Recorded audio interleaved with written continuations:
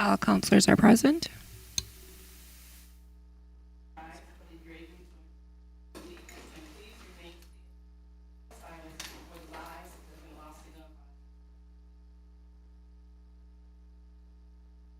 Allegiance to the flag of the United States of America and to the republic for which it stands, one nation, under God, indivisible, with liberty and justice for all.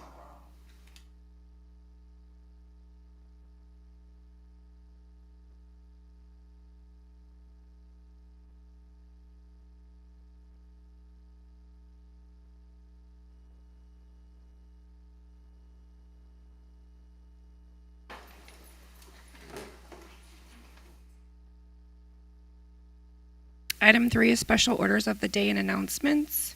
3A is proclamation declaring the month of July 2022 as Park and Recreation Month.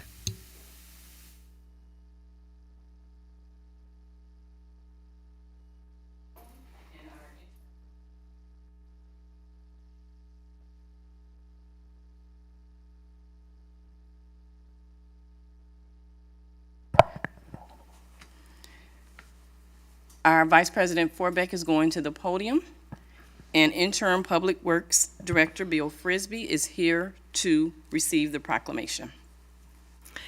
Whereas park and recreation programs are an integral part of communities throughout this country, including in Beloit, Wisconsin, and whereas our park and recreation activities are vitally important to establishing and maintaining the quality of life in our communities, ensuring the health of all residents, and contributing to the economic and environmental well-being of a community and region.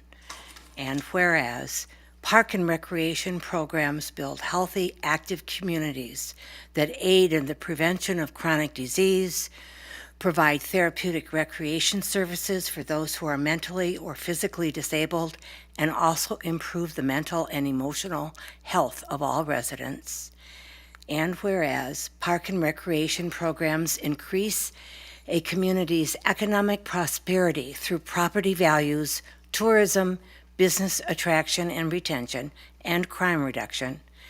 And whereas park and recreation areas are fundamental to the environmental well-being of our community.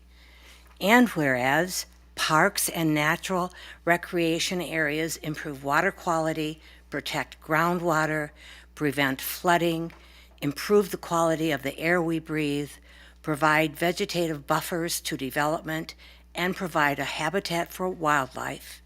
And whereas our parks and natural recreation areas ensure the ecological beauty of our community and provide a place for children and adults to connect with nature and recreate outdoors.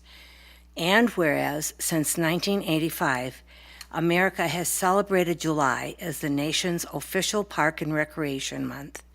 Now, therefore, the City Council of the City of Beloit proclaims the month of July 2022 as Park and Recreation Month in the City of Beloit and encourages residents to get outside, explore local parks, and enjoy outdoor activities. Presented this 5th day of July 2022. And this is really nice for me because I have to say, many decades ago, I was a playground leader for 2 summers at Wright School, so I love this award.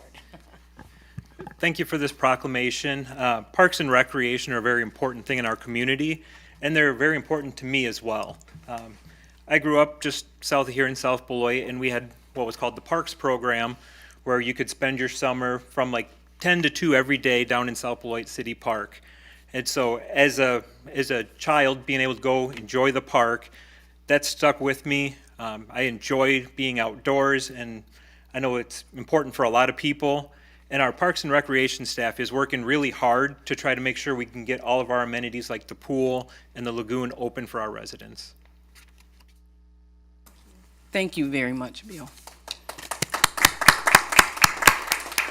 And congratulations on your new position. Item 3B is proclamation supporting fair and equitable elections. Whereas the survival of our democracy depends on free and fair elections, where all eligible voters have the opportunity to make their voices heard.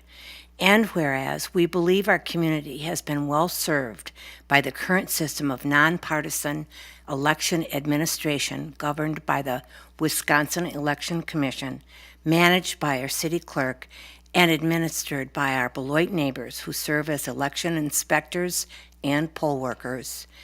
And whereas these same election officials played a critical role in making the 2020 election safe, secure, fair, and accessible during the COVID-19 pandemic.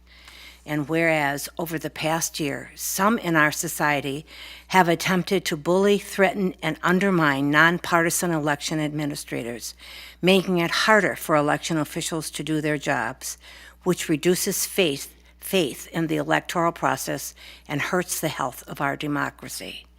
And whereas, looking forward to the 2022 election and beyond, we reaffirm our conviction that nonpartisan election officials like our city clerk, City of Beloit poll workers, and the Wisconsin Election Commission are best equipped to preside over fair and free elections and should do so without the fear of threats and intimidation. And whereas, as long as our nonpartisan election administrators continue to administer our elections with accessibility, fairness, equality, safety, and security in mind, we are fully committed to standing behind them in the face of unfounded attacks. Now, therefore, be it resolved that the City Council of the City of Beloit express full confidence in our city clerk, election inspectors and poll workers, and Wisconsin's system of nonpartisan election administration led by the Wisconsin Election Commission. And be it further resolved that we support our neighbors who serve as poll workers and local election officials, including our city staff and city clerk, presented this 5th day of July, 2022. And it's very appropriate Yes. that our representatives from the Beloit League of Women Voters Yes. are accepting this. Yes, and the representatives are Barb Porter and Susan Adams from the League of Women Voters. So welcome. Thank you. And congratulations. I just wanted to say that we so appreciate this, and two of us, at least many of us are poll workers, and we definitely appreciate it, and we appreciate Marcy too. So I hope I'll see you at the polls on the 9th. All right. Thank you all for being here this evening. You certainly offer a lot to our community, so thank you.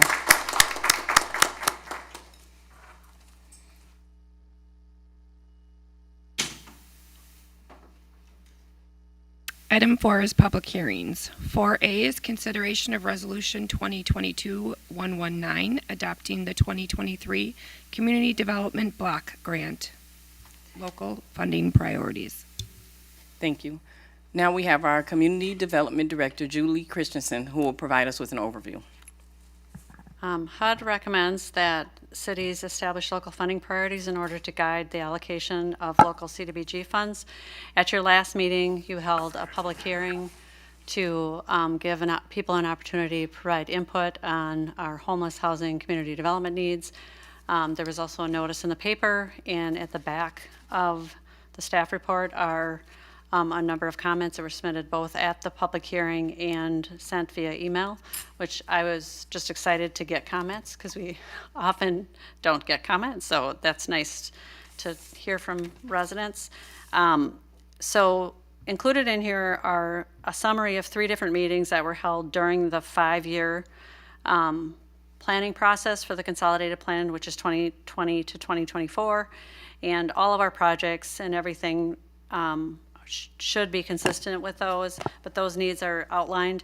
And then we had the public hearing at our last meeting, and then we provided those comments plus the written comments to CDA on June 22nd, and they approved the funding priorities that are listed in the attachment to the resolution, and they're on page 2 of the staff report.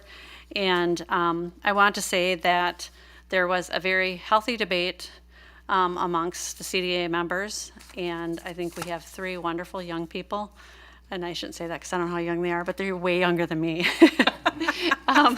And they thought of things that, I just think, I think they were very thoughtful. And so what they came up with were public service programs which focus on comprehensive case management strategies that offer advocacy as well, with priority given to neighborhood stabilization activities, housing assistance, education and life skills and financial management, assistance in obtaining jobs in the healthcare industry or teaching profession, employment training that corresponds with local employment opportunities, healthcare access, transportation, childcare, mental health, youth and young adult programming, and activities which meet one of the NARSA objectives, which are included in the packet, which are listed. I thought they were in the packet. Yes, they're right here, which were the ones related to neighborhood revitalization, resident empowerment, and public safety. And then code enforcement, housing rehab and development of affordable housing, housing activities, which includes direct home ownership assistance and down payment and closing cost assistance, economic development activities with priority given to small business, entrepreneur, and micro enterprise assistance and technical job training, program administration, and fair housing. And just to note that we feel that this request does comply with social sustainability by allowing the City Council to set funding priorities that are in the best interest of the health and well-being of our residents. And that's a critical part of social sustainability. Once approved, whatever funding priorities you approve are included in the CDBG application that will come out later this month. Then our nonprofit agencies can apply for funding, and then they'll have 3 or 4 weeks to submit applications. And then at the August CDA meeting, the CDA, which includes Kevin Levy and Nancy Forbeck, get to spend 3 to 4 hours with us, listening to all the applicants, giving a presentation. And as Nancy says, that's one of those days where we feel happy when we leave because we find out all the wonderful programs going on in our city. And then at the September CDA meeting, the CDA will have the hard task of putting together a recommended budget, which will come to council for public hearing, the second meeting in October, with final action in November. So this is kind of the first big key activity that council needs to take. And it's an important one, identifying those funding priorities.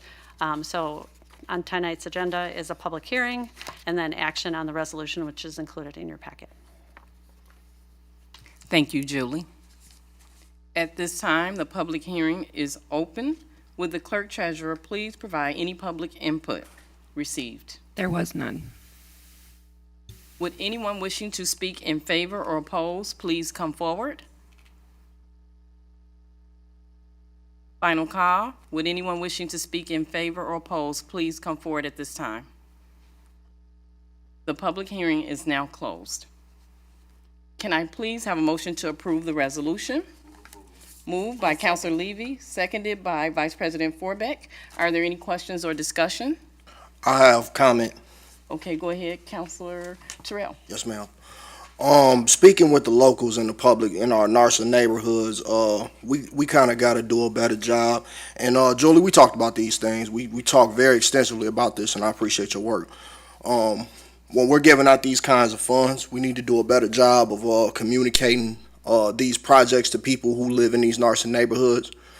I'm finding that people from specifically the Maryland Hackett neighborhoods, and if you want to throw the Fairbanks Flats area in there, I'm not sure which ward it is, but we have, I would consider that like somewhere along a NARSA neighborhood type of community. But we have people from those communities who are not aware of many programs that are being offered in the city for low income, homeless, and working class people. A lot of this can benefit them, and a lot of it I've learned through having these conversations with you, Julie, that a lot of families should also be aware of.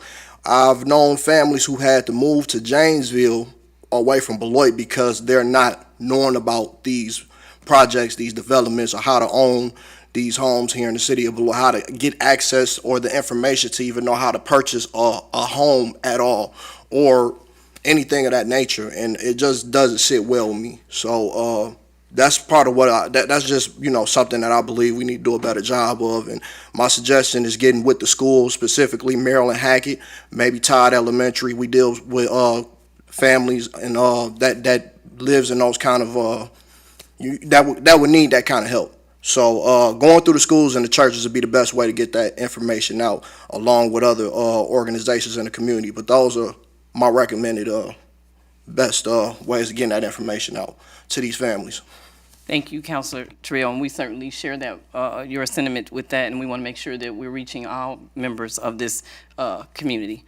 And that said, I also wanted to mention another thing, that these funding priorities will allow the city to fund the highest priority needs with the CDBG grant dollars. So I just wanted, you certainly did well in explaining the sustainability, Julie, but I just wanted to add to that. And then I wanted to mention the staff did a great job, and this will help us to conform with our strategic goals. And in those goals, that the ones we're meeting is 1, 3, 4, and 6. So 4 goals, and I really think we did 5 because we also creating and sustaining a high-performing organization. So I just want to say thank you, job well done. Okay, at this point, we have a motion and we have a second. And all in favor, please say aye. Aye. Aye. Any opposed, please say nay. Motion carries. Item 5 is public comments. We've reached the point on our agenda for residents to speak to the council about issues that are coming before us and may come before us in the future. Council members may not act on any request at this meeting, but may refer a speaker to staff for assistance. We ask that you please hold your comments to 3 minutes or less and refrain from personal attacks of any kind. Public comment is a courtesy, and we expect everyone to conduct themselves in a civil manner. Speakers are asked to please complete a public comment form. Madam Clerk, were there any public comment forms submitted prior to this meeting this evening? Okay, can you go ahead and read that, please? Or is there anyone here to speak? I'm sorry. He's here to speak, yeah. Okay. Who is the person, and so they can come James forward? Hurley. Okay. And can you please state your name and address for the record, please? Yes, ma'am. James Hurley, 319 Jackson Street in Janesville, Wisconsin. I didn't plan on being here tonight. I did not want to speak here tonight. But I established just recently Hurley's Animal Recovery Team, which is an animal welfare advocacy group. And it was brought to my attention lately of a husky in the city of Beloit that needed assistance. And I do not take criticizing the police officers or CSOs of this city lightly. My father was an officer for the city of Beloit, and I've trained the city of Beloit officers and the CSOs, and I don't want to toot my own horn, but there's no one in the county that has more knowledge or experience with animal welfare than myself. And I believe recently the state minimum standards for the care of this animal were not applied correctly. And your current contract with the Humane Society of Southern Wisconsin does not provide anyone with knowledge of the animal laws to assist your police department. The city of Beloit in the 1980s and earlier had their own animal control. It was then taken over by the Humane Society, and then roughly 10 years ago, I want to say, the Humane Society stopped providing field services for the city of Beloit. And then approximately 2 years ago, I left the Humane Society for philosophical differences. I'm here now, drug into this, but I want to provide, I guess, a consulting service is the best thing I can come up with situations like this to help the police department. Because as of right now, to my knowledge, you don't have that, and you should. I know you can't respond or do anything tonight, but because I didn't receive any responses to a few emails that I sent to everyone in response to emails I received, I just want to provide what I can. And also, on a side note somewhat, because I know animal welfare costs money to do, the last time I estimated the dog licensing compliance in the city of Beloit, it was about 8%. And What was it? 8. 8. Yeah. So, and it shouldn't be a burden on the taxpayers. The funding for animal control should come from the dog license fund. And being at 8%, you're not enforcing that, so therefore it becomes a burden, and therefore you're not addressing it correctly. And so if the funding's not there, how are you supposed to address it? And then it gets passed down and lower.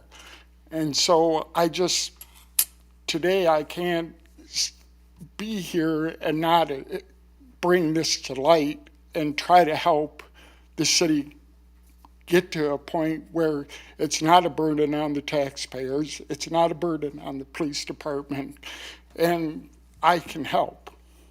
So I encourage you to reach out to me or the police department, and I will try to do whatever I can to help the city.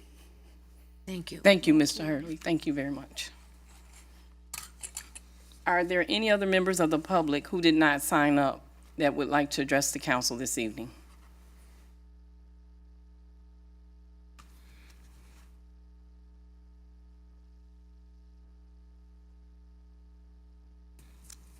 Public comment is now closed. Item 6 is consent agenda. All items listed under the consent agenda are considered routine and will be enacted by one motion. There will be no separate discussion of these items unless a council member so requests, in which event the item will be removed from the general order of business and considered at this point on the agenda. Would any counselor like anything removed from the consent agenda? Can I please have a motion to approve the consent agenda, including items 6A through 6D? So moved. Moved by Vice President Forbeck, seconded by Counselor Blakely. Are there any questions or discussion? All in favor, please say aye. Aye. Aye. Any opposed, say nay. Motion carries. Item 7 is licenses. There are none. Item 8 is ordinances. 8A is consideration of ordinance number 3756 to amend 18.02 sub 15 sub B of the Code of the General Ordinances of the City of Beloit, authorizing outdoor vending by Bethel AME Church Incorporated in Summit Park. First reading. Interim Public Works Director Bill Frisbee will present to us this evening. Bethel AME Church will hold a back-to-school bash community event open to the general public at Summit Park Shelter on August 6th. Bethel AME Church requests to have school supply giveaways, presentations, activities, and games for children, and food trucks to the public to purchase throughout the event. In order for them to have vending in the park, it requires an ordinance amendment. They will have presentations and speeches, and there will not be any alcohol served at the event. Thank you. This is a first reading of an ordinance. Is there a motion to suspend the rules to allow the first and second reading? Moved by Counselor Levy. Is there a second? Second. Second by Counselor Terrell. Are there any questions or discussion? Counselor Levy. Not so much a question, but a comment. I think Bethel was sponsoring it, and I think they're going to have a bunch of churches in with them completing this project. But I just wanted to ask the council, I know each year we pick a time to purchase backpacks. Yes. And I was just wondering if this is an opportunity time as we get closer to that date, that instead of purchasing backpacks, they are collecting money, and they have one single person going out and collecting money and going out to buy the backpack supplies. So I would say to the councilors that if we want to support Backpack Project this year, this is a time that we can do it.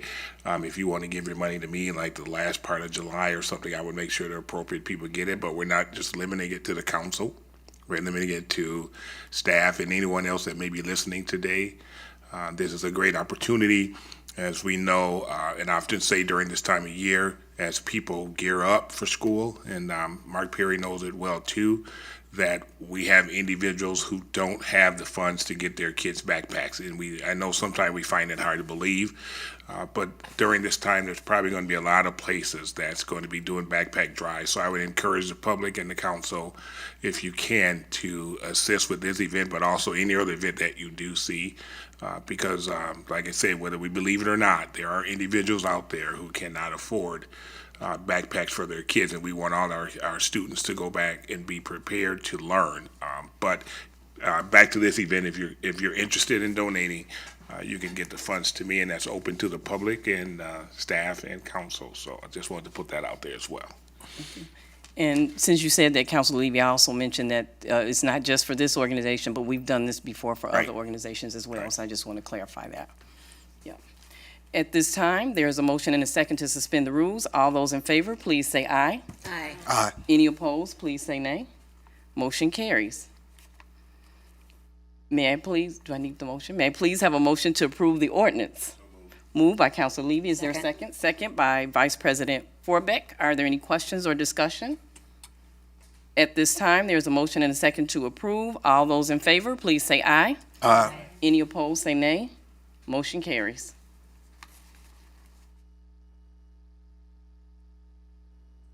Item 8B is consideration of ordinance number 3757 to amend 18.02 sub 15 sub W of the Code of the General Ordinance of the City of Beloit, authorizing outdoor vending by Hispanos Unidos Rompiero Fronteras Incorporated for Hispanic Heritage Festival in Riverside Park. I apologize. Hispanos Interim Unidos. Public Works Sorry. Director Bill Frisbee will present us with an overview. Hispanos Unidos Rompiendo Fronteras will hold a Hispanic Heritage Festival open to the general public at the Harry C. Moore Pavilion on September 10th. They request to have cultural exhibitions with live entertainment, vendors, both food and non-food, beverage sales including beer, raffles, and accept donations during the event. They will have cultural presentations and speeches, raffles, and alcohol will be served at this event. It requires an ordinance amendment to allow the outdoor vending in a park. Thank you.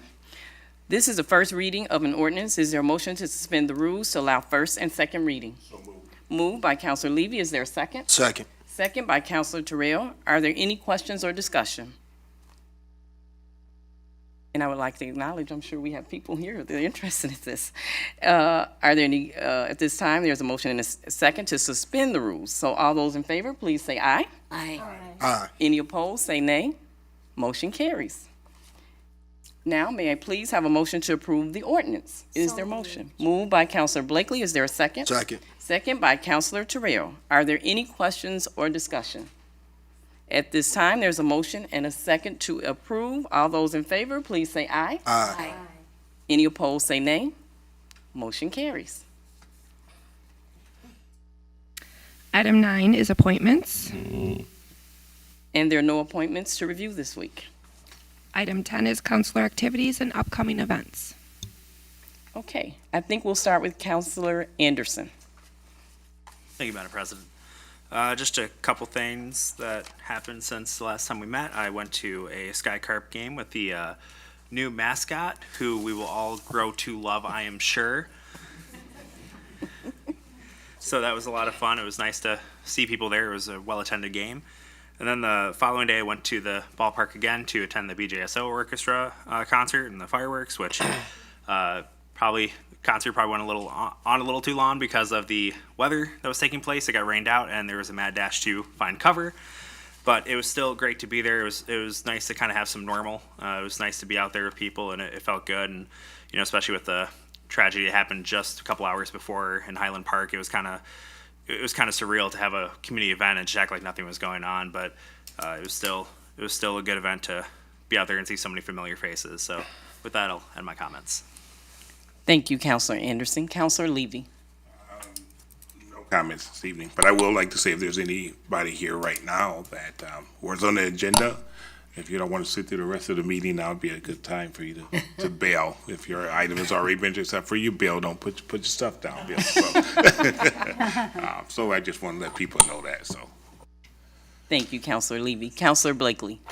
I went over to the stadium last night for the 4th of July celebration and was really well impressed by how the orchestra pulled everything together. All the people that it takes to not only play the instruments, but conduct the orchestration, to set up everything. They handled it so well and so professionally. I was really proud to be there. And I ducked out before the monsoon hit, but I admire all those who stayed on. It was a great event, and it was good to be out in public with a lot of Beloiters. Thank you, Counselor Blakely. Counselor Vice President Forbeck. Yes, this must have been sort of a theme for the council. My husband and I attended Friday night at the Sky Carp, and so we also got to see our new guy. I just think it's wonderful, the enthusiasm. It was also Star Wars theme night. So my gosh, all the lightsabers that all the little kids had, it was great fun. It was wonderful. So I'm so excited for Beloit that we've got this great opportunity to not only watch, of course, really good baseball, but also all the other events that are taking place there. It's truly great. My next comment is I sit on actually 3 committees. On our CDA or CDC committee, community development, we just have gotten 3 wonderful new Beloit citizens who have come in and I think sort of breathed some life into the discussion of events, and because of what they're involved in their life in Beloit, they're really able to bring that wisdom to really some of the hard work of that commission. And I'm just saying right now, we really need people to step up for the Equal Opportunities Commission. We deal with fair housing and housing issues in the city of Beloit, and we need Beloit citizens. Please know that it's worthwhile, and we need your good thoughts and caring about this issue. It's an important city committee. So that's all. Thank you, Vice President Forbeck. Next, Counselor Terrell.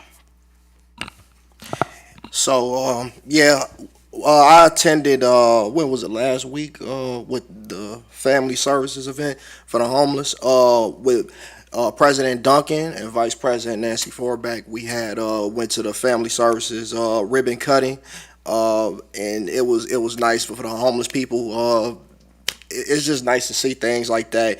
And I wanted to say thank you to Tammy King and her devoted staff over at Family Services for all they're doing for the homeless over there. And I also wanted to say, I just kind of wanted to throw this in. I just want to thank my colleagues up here about we're finally. I'm not gonna say finally, but I'm just feeling really good about the conversations we're having lately about some of our working class, low income, and poor people in the city of Beloit, which makes up a very large majority of our citizens in Beloit. I've always said Beloit is a historically working class city with working class values, and I believe we should always remember that that's what this city was built on, and make sure to address the needs of those people that are still here. And like I say, thank you again, Julie Christensen, for all the information that you pushed out to me that I didn't know about, that I communicated to some people as well. I'm looking forward to making some things happen. And again, thank you to my colleagues. A lot of people will be happy to see that we're getting these conversations started to really help people out in the city of Beloit. Thank you, Counselor Terrell. Counselor Day.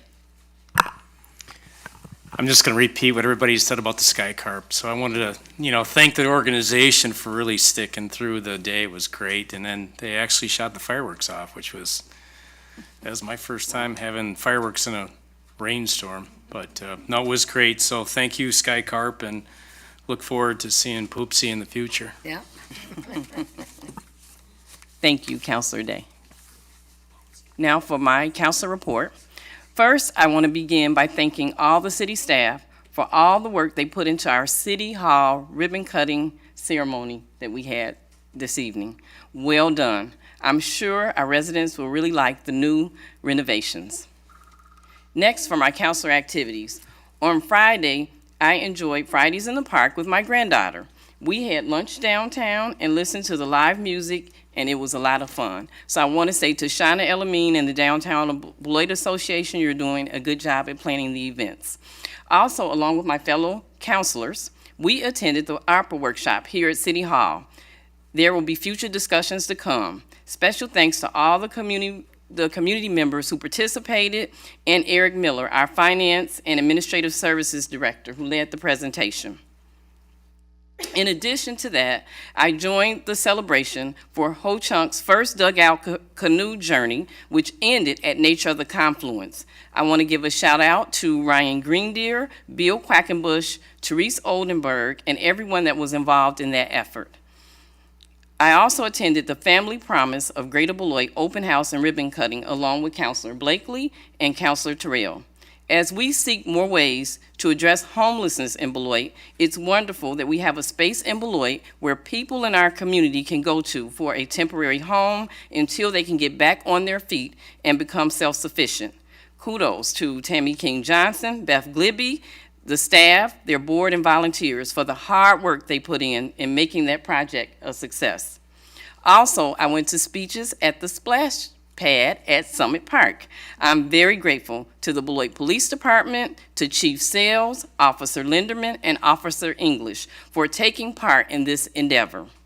As we hear and know the importance of safety in our community, it's critical that we continue to reach out and connect with residents in our neighborhoods. And the Beloit Police Department is doing a fantastic job. Speaking of that, I want to recognize more amazing work done by our officers. On Saturday night, a large disturbance broke out after an MMA, and if you don't know what that means, that's a mixed martial arts group event, which required a significant law enforcement response. Along with the Beloit Police Department, there was assistance from the jurisdictions, including the Rock County Sheriff's Office, Winnebago County, Illinois Sheriff's Office, Town of Beloit Police Department, and South Beloit Police Department. Arrests were made during the altercation. Thank you to all our law enforcement team for acting swiftly and professionally when this incident occurred. And most importantly, Chief, I know you're here tonight, and I just want to say thank you for keeping us safe. And like you said in your words, you all rock. You certainly do. In closing, I truly hope everyone enjoyed time with their family during the 4th of July holiday. With all the changes that are happening around us, it's important that we not take life for granted and value every moment that we have with our loved ones. This ends my council report for this evening. Next, item 11, our city manager's presentation.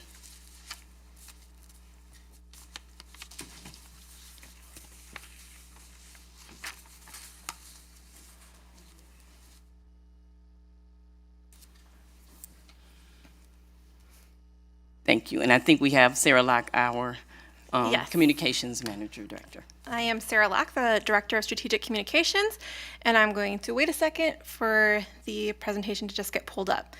So today we're going to talk about the 2021 Popular Annual Financial Report. To get started, I just wanted to do a brief explanation about what the Popular Annual Financial Report is. This is a document that extracts information from our annual financial report in a format that's easy to understand and readily accessible to the public.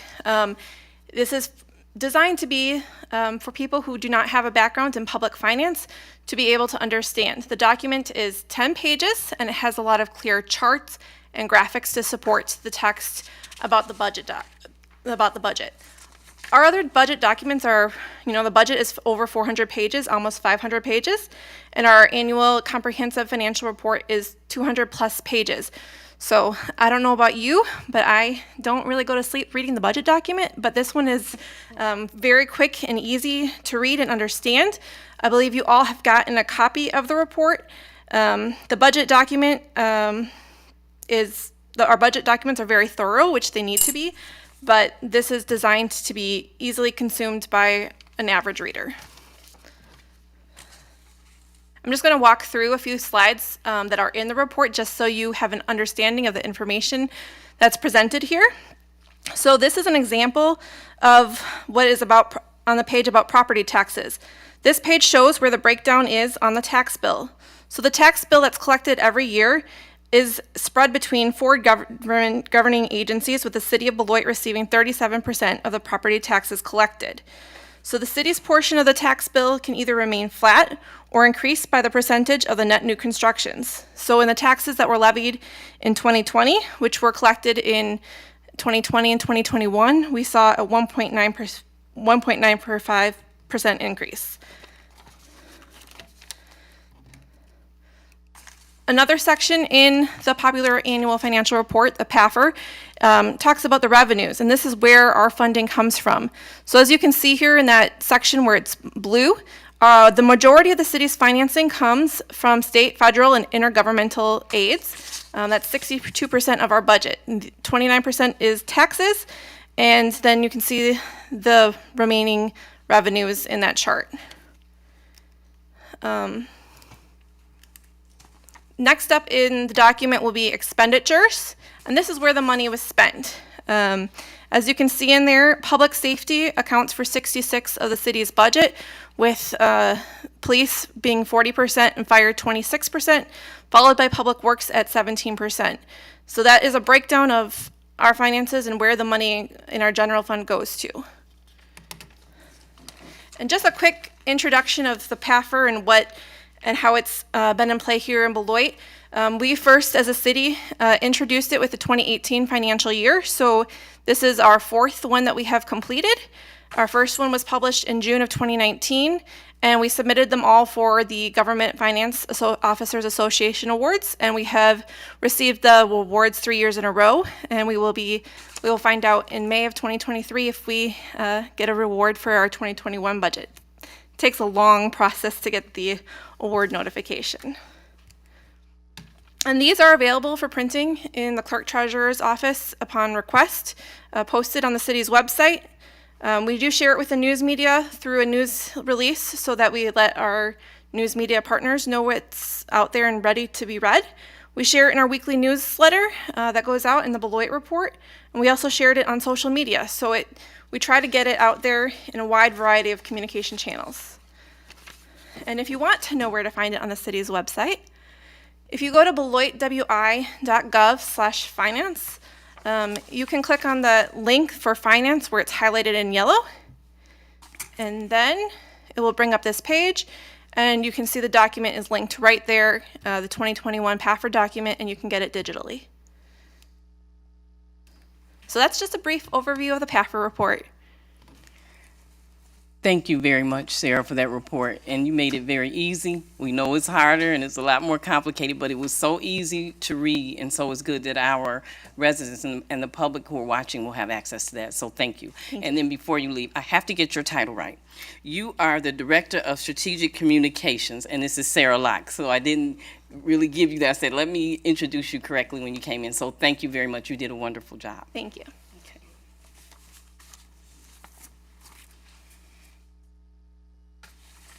Item 12 is reports from boards and city officers. 12A is consideration of Resolution 2022-125, awarding home investment partnership funds for the 2022-23 program years. And next, our Community Development Director, Julie Christensen, will provide us with an overview. The city is a member of the Rock County Home Consortium, and as a result, we receive an annual allocation of home funds each year. In November of last year, we allocated our home funds, and we allocated them for new construction or acquisition rehab in the neighborhood revitalization strategy area. We also set aside funds for our housing rehab loan program. The plan that was approved included a total of $400,000 towards up to 2 acquisition rehab projects and up to $540,000 towards up to 3 new construction projects. At that time, we weren't sure if we were going to try to do these ourselves on vacant lots we owned, or if we were going to reach out to our nonprofit partners. As we got into mid-year, what we decided to do was just prepare a home grant application, which that Wisconsin Housing Partnership and Community Action filled out. submit it to them, see if they were able to put projects together, which would then save from having staff to have to manage these projects. And our agencies, our nonprofit partners do a great job.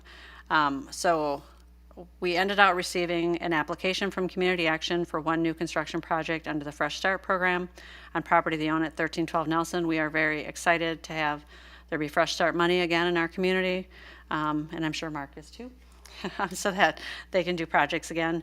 And we received an application from the Wisconsin Partnership for Housing Development for one acquisition rehab of 737 Bluff Street, which is a house that we haven't been able to get bids on, which is the old Hands of Faith house. So it's got a couple kitchens, and it's a real interesting historic house, but it's got rehab can be difficult. And then they submitted a request for 3 new construction projects in the NARSA neighborhoods. Because we're only able to fund 3 new construction projects this year, we recommended to CDA to award 1 new construction at 1312 Nelson for $140,000 for Community Action, the acquisition rehab at 737 Bluff for $200,000, and then 2 new construction on city lots for $172,000 per house.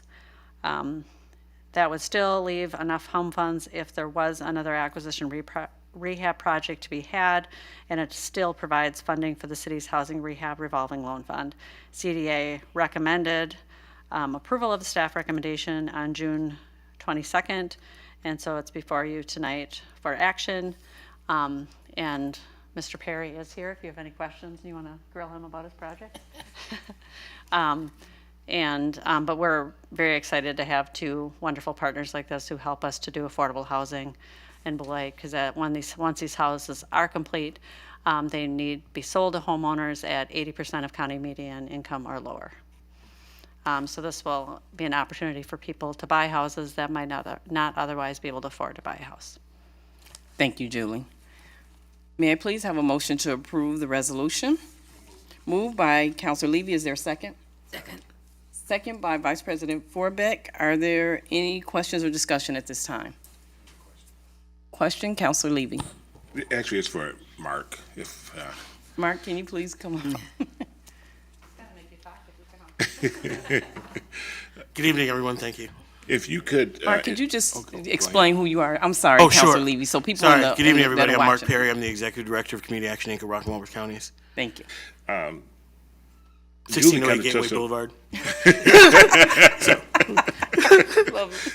I could ask questions all night, Mark. No, could you touch on the selling of the homes? I know you've done some before. How do you set the price? Julie touched on that a little bit, but as you get them done, I know one of the concerns is we don't have homes where people can afford to move into them. They're paying more for rent and everything than they are for homes. So can you just touch on how you go about determining the price to sell the homes? Yeah, so as the housing market has become more challenging the last couple of years, that's been more and more of an issue. So we look at trying to price the house in that market range where we know that a family in that income range can afford. That's been more difficult to do. So we also do down payment assistance, working with a couple of entities to provide down payment assistance, and then we're getting creative with mortgages to make sure that we can extend the life of so that people can afford it over a period of time. Those have been kind of the 2 strategies, is really doing more down payment assistance. The other thing that is we have developed a strong partnership with Axe Housing, referring participants so they can to their credit counselors, working with that group to work on their credit score so they can acquire a better loan for the houses they're trying to buy. So there's a few things that we're doing. One is, like I said, working with participants to improve their credit scores. The other is increasing down payment assistance. The third is getting more creative with working with banks with extending mortgages, to make sure that it's affordable. And then at one time, there were classes where people could go to before they purchase a home, like home ownership, to tell them everything responsible. So home buyers, so both Axe Housing and oh boy, that's bad. NeighborWorks, I'm sorry, do offer those classes. So we strongly encourage. In fact, NeighborWorks requires. Okay. So that still goes on, especially for first-time home buyers. You need to go through that process, understanding what you're getting into. And we always want to make sure we're not putting somebody into a house they can't afford. So we do some extensive work again with our partners and with our own staff to make sure that when we identify a family that they can really afford it over the long term, and we're not putting them in a situation where they're going to end up homeless at some point. So. Okay, and then the final question, how long, once the house gets done, till it's sold? Lately? 5 minutes. Historically, it doesn't take more than a few months. Okay. Quite often, we'll have a homeowner identified before the house is even finished. With this house, the house that we're just finishing on 1256 Dewey, we don't have a owner identified yet, so we are going to be doing an open house, and we are going to be working with both NeighborWorks and Axe Housing in that way to help us identify a homeowner. It's critically important that we increase home ownership in all of our communities, but especially in our two most challenged neighborhoods, and especially increase home ownership for our Black and brown families, because the racial disparity in home ownership in this community and other communities is ridiculous. So, yep. Hey, Mark, I'm going to keep you up here. Oh, sorry. That's been our plan the whole time. So I just wanted you to share for people that may not know the Fresh Start program and how important that is and what you do with that. Sure. So Fresh Start's we've been operating that program since 2006. It's a program that's modeled after a program that runs in Madison called Operation Fresh Start. So we work with youth who've either dropped out of school or been expelled or referred from the school district.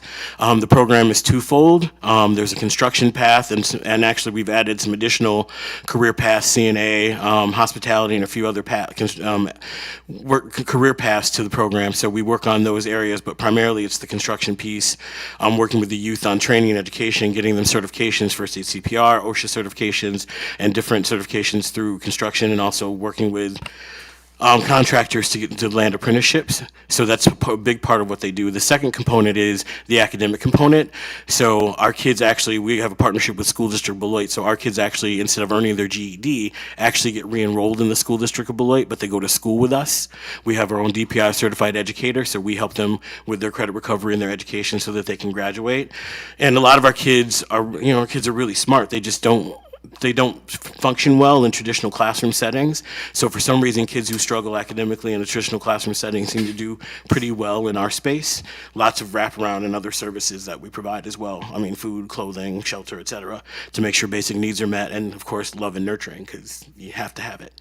And then the third big component of the program is all the students are required to do a minimum of 450 hours of community service during the academic year. So to give you an idea, as you were talking earlier about making sure information gets out. And I admit sometimes we're so busy doing the work that sometimes we don't do a great job of getting the information out at times, but word of mouth for some of our programs is we had more than 50 applicants for Fresh Start before we even advertised for this new cohort that's coming up in the fall. We have over 120 applicants going through interviews right now for 42 program slots. So, we already were over capacity in terms of applications before we even started advertising that we were doing the program. So, but I agree, we all, as organizations, we definitely need to do a much better job making sure community knows what's all that's available, because there's a lot of programming available, and we don't want anybody left out. So. Counselor Day. Yeah, thanks, Mark, for that. Clinton, I just wanted everybody to hear how important it is, that service and that program that you have, because the trades is really, really struggling for youth to get everybody from the community involved, and what you're doing is just exactly what we want. It's perfect, so thank you. Oh, thank you. Just wanted to say that. Yeah. It's really cool to see the kids when they complete the house, because they own it. It's their house. They're really. Wonderful. Counselor Trail. Hey, what's up, Mark? Hey, how you doing, sir? All right. I do know the Fresh Start program. It was definitely a good program for the youth. A lot of people I know that was in that program, but I got some questions though that the public might want to know. Counselor Terrell, can we take one question at a time? One question? Sure. Yeah, just one question at a time, because sometimes when you see a lot of questions, you kind of blend them in. Just 3 questions. Okay. Sorry, yeah, sure, absolutely, sir, no problem. Yeah. I was just wondering, just for public knowledge, how do you normally go about distributing? Because I did discuss how information should be widely available to people in the communities, and a lot of people aren't getting a lot of information on some of these things. How how does your program go about distributing the information to the people in the Narsett neighborhood? So one of our failings post-pandemic has been getting out. We used to go pre-pandemic. We would actually send our Fresh Dirt kids door to door with program flyers and things like that. And with COVID, we've seen kind of the need for people to not want that kind of contact. We haven't done that as much, so we have to figure out a better way to go door to door. But we do advertising on our Facebook page, advertising on our website. We send out press releases and try to be as public with word of mouth as possible to push people to spread the word. But I'm a person that likes to go boots on the ground and door to door. So when we can get back to doing that, I feel like then we'll be really doing what we were doing before the pandemic. So, but we need to get our boots back on the ground. Absolutely. Any community partners that you have in the Maryland Hackett neighborhoods, like community activist type people or people in the churches, schools, anything like that you partner up with, extend this information through? Yeah, so we work really closely, especially with Merrill Elementary School and Hackett Elementary School, working through the school district. We've been working a lot this past year or so with Rising Queens and 608 Kids, supporting their programming because they're doing an awesome job getting their programs up and running. We work closely with Boys and Girls Club, with the Y, and then with our church groups. We also are working with Black Male Role Models to try to get that group back up and running. And then we support and have since the beginning the Citywide Softball League, and work consistently with them with technical assistance, providing space for them to meet, providing space for them for storage, and then financial support for the kids. So like this year we're doing the uniforms and probably paying for one of the field trips or something. So we try to partner with everybody because there's 7 million as I tell people all the time, there are about 7,000 school-age children in this community, and no one agency can serve them all. So it's important that we work together and support each other. So we try as much as possible, especially, like I said, some of our grassroots organizations and some of our minority organizations that are started up. Mm-hmm. So trying to help them as much as possible. Are we able to help everybody? No, but as much as we can. Yeah. So. Okay, and then one last thing. Obviously, I have a history with the Merrill neighborhood. Mm-hmm. I'm always out there. I'm easily found out there on a daily basis, doing something in the community. But I have came across people, even especially since I've been on the council, mm-hmm. Come across a lot of people who are being basically, who are complaining about having to move out of Beloit. Mm-hmm. They're having to move to Janesville, Rockford, the surrounding areas. They're feeling like Beloit doesn't want them here. Mm-hmm. And I'm just wondering what it is that you suggest, or through your program or through the city, and this is for public knowledge because people really need to know this. What can we do as a collective whole to address these concerns that people are having? Because people are literally feeling like they're being pushed out of their homes and communities. Gentrification by 1,000 cuts. Yeah, gentrification, absolutely. Yeah, we talk about it all the time. Two things. We need to increase the amount of workforce housing. That means individual housing units and affordable housing, multiple housing units. We have to have more housing. We physically have run out of space to put people, and that's really unfortunate. That's part of the issue, is that we'll have rental assistance funds available, or to get somebody like security deposit, first month's rent, and it's taking them 3, 4, 5 months to find a property in Beloit to rent. And that's just not happening here. It's happening in other communities across the country. I think the stat is for every 4 low to moderate income families in the United States right now, there's only 1 affordable housing unit. Mm-hmm. But as a community like ours, or like Rock County as a whole, we have to build more workforce and more affordable housing. It's the only way we're going to get people into home ownership, and it's the only way we're going to get people off the street. We can't keep putting people into hotels, and we can't keep putting people into shelter. Hotels and the vouchers are necessary. Emergency shelter is necessary. We run a shelter ourselves in Walworth County, and we serve both counties with the shelter. But until we can get more permanent housing built and people into permanent housing, we're going to continue with the homelessness issue. Yeah. I know a lot of people that's like in Section 8 housing that's really feeling that, and it's just some things that I feel like we got to do to address it. Definitely putting the information out to the public a lot better, building community partners through the city and through community action and things like that, through the schools and the churches, where we see these families all the time. And I think a lot of people feel a lot more a lot better about what's going on in the city if they see that we're actually coming to them and them not having to come to us. And sometimes they feel like they're being pushed away or not being given proper information on things like this. And I'm just going off like what I hear in the public and what people are talking about. So I just kind of wanted to address that. No, and I appreciate, like you, I'm from here, and the people who grew up here and are born and raised here that want to be here should be able to be here and be able to afford it. Absolutely. Thank you, Mark. Yeah, no, thank you. Thank you. Were there any other questions?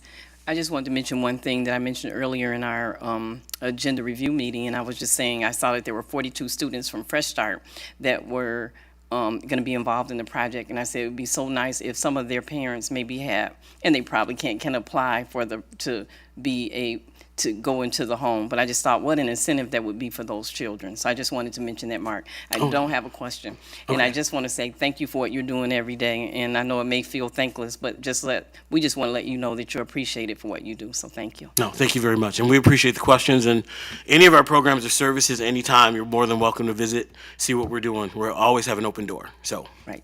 So thank you. And I just want to mention, too, we have a demand for affordable housing in our community, and this takes us another step, our council, as we move forward. And I also want to just say I'm proud of the partnership that Julie and our staff have been establishing, so much appreciated. That said, at this time, there's a motion and a second to approve the resolution. All those in favor, please say aye. Aye. Aye. Any opposed, say nay. Motion carries. Item 12B is consideration of Resolution 2022-126, approving a request for a proposal for executive recruitment services for the position of city manager. City Attorney Beth Krieger will present. Good evening. After our last workshop last week, we had discussed drafting an RFP that would help the council determine a executive recruiting firm that it could use for the search for the next city manager. I did provide a copy of that to the council. I did not hear any request to add anything or to change anything. So it is in the packet for your consideration for approval. The one thing I did want to talk about was whether or not the date of August 8th, which is a Monday, would work for you for the interviewing of any selected firms. So unless I hear strong resistance to that date does not work, can we tentatively put that in the RFP? I would like for us to do that. Any counselors, anybody object, let me know. But I think so far, I think that's a go. Okay, so with that, then I will just certainly answer any questions, but we should be good to go on the document itself. Okay, first we'll go with the resolution. This is a resolution. May I please have a motion to approve? I so move. Moved by Vice President Forbeck, seconded by Councilor Levy. Are there any questions or discussion? Vice President Forbeck.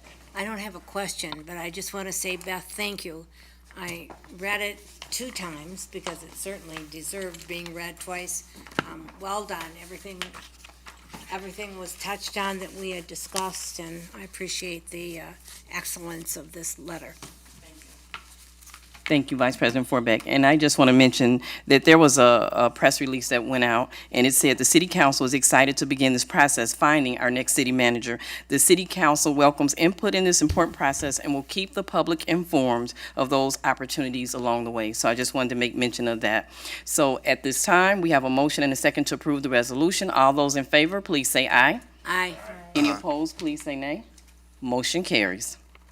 Now, may I please have a motion to adjourn? Moved by Councilor Levy, seconded by Vice President Forbeck. All in favor, please say aye. Aye. Any opposed, say nay. Motion carries. We are now adjourned. This ends our City Council meeting for today. Thank you all for coming. Nice meeting. Thank you, Janelle. Thank you.